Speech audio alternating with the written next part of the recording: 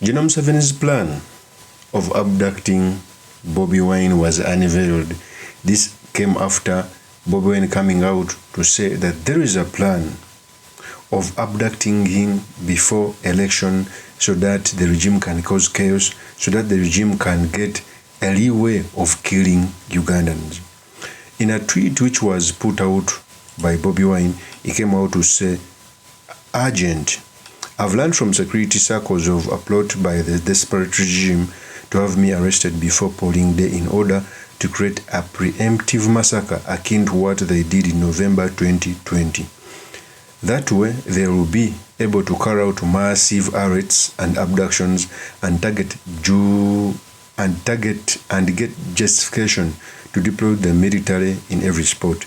Among other plans is for the brutal police officer called Bravo to provoke a confrontation in Mbale City or the neighboring districts so that they get justification. The other plan is to deploy goons, dress them in our party colors, and project us as violent. We urge our people to remain peaceful and non-violent, but very assertive." That was a tweet which was put out by Robert Chagulanyi Ssentamu as he was heading to Mbale. First of all, in politics, nothing happens by mistake. Everything happens for a reason. And even it gets more worse when you are under an authoritarian rule. There are so many machinations. If a presidential candidate comes out to say that there is a plot of abducting him so that the regime can kill people, it is not new. We've ever seen it in November 2020. So the purpose of this video, I've come to talk about the plot of abducting Robert Chagulanyi before the elections, what it means for our politics, and most importantly, the certain matters we can learn from the politics of our nation. But before I do this, I want to let you know, if you're new to this channel, please subscribe. And if you're watching this video from a different platform, please head on to YouTube, type in Sula Mawagari. There's a lot of content of this nature. If geopolitics and economics is what you want, this will be definitely the right channel for you to subscribe to.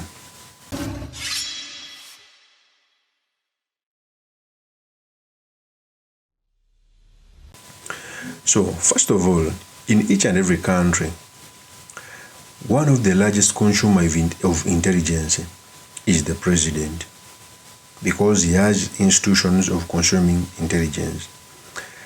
Then the next batch of a person who consumes intelligence is an opposition leader, because he consumes intelligence from people within government who would want to transit from one government to another, and also consumes intelligence from the opposition.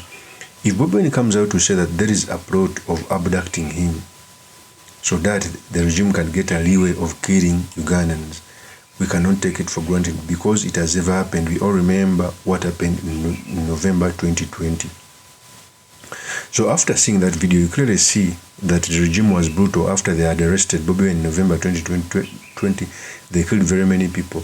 In fact, BBC even had videos showing number plates of police vehicles and even policemen who commanded, but we've never gotten justice. That's what Uganda is, and that's what how brutal the regime is. November 2020. With the general election approaching, President Yoweri Museveni is facing the most serious political challenge of his 35 years in power. This is not politics as usual. This is a revolution.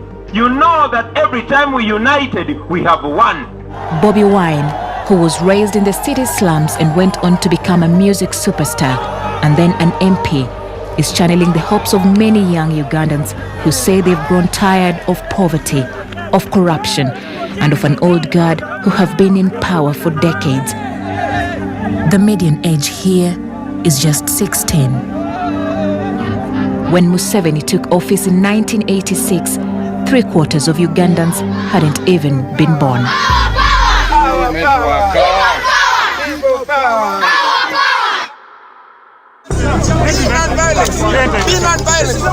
Just before noon on November 18th, Bobi Wine is arrested in Luuka, ostensibly for holding election rallies that breach Uganda's COVID-19 rules on mass gatherings. The arrest, his supporters say, is politically motivated.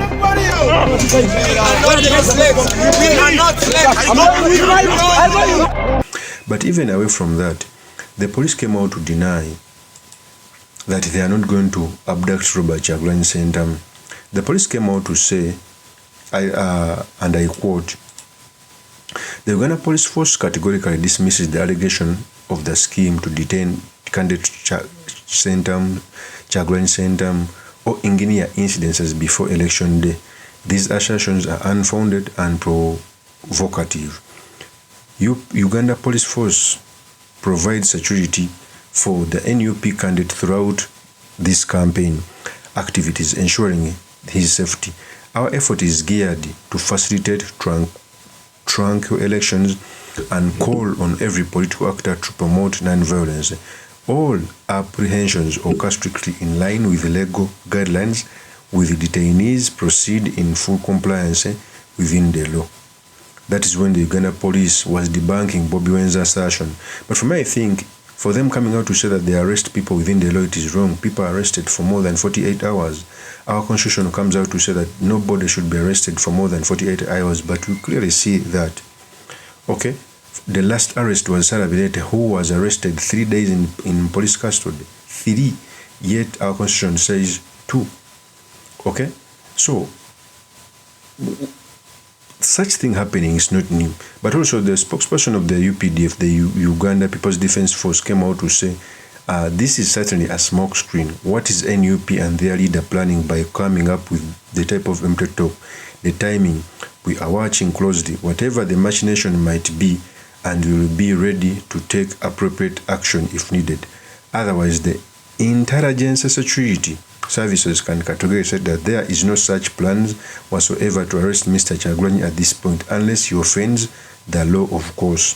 That's the spokesperson of the UPDF. One thing I've seen, there's a difference in the tone of both messages. You clearly see that the spokesperson of UPDF speaks politically.